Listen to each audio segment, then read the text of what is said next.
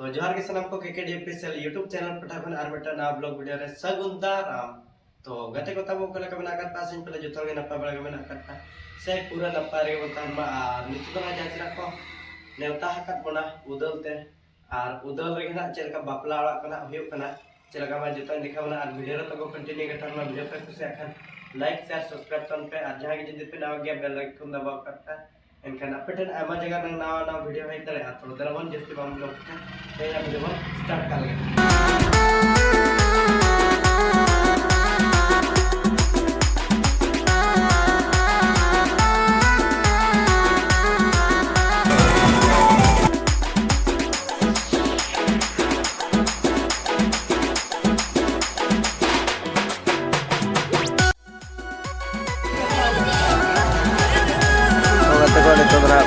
सेटर ना बोल दुलुक जगह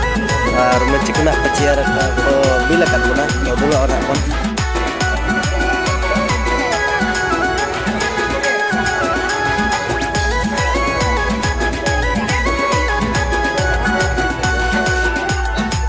नोडे ना मना कटकिन तबना दादा आ रही जहां मन जल लड़ा किन कना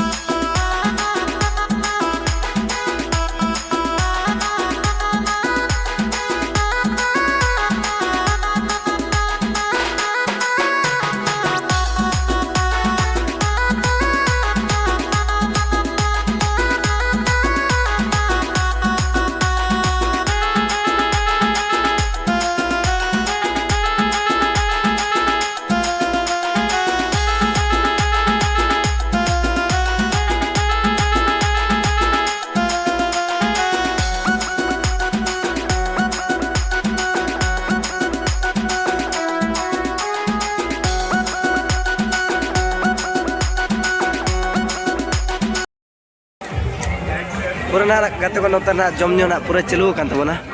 और अड़ी जोर सोर पेड़ा ना जमन्यो बखरा को दुलुब कान तबना जहां बन नेल दाड़ा को कना और एमो कुछ हो अड़ी जोर सोर को छुटाव कान तबना।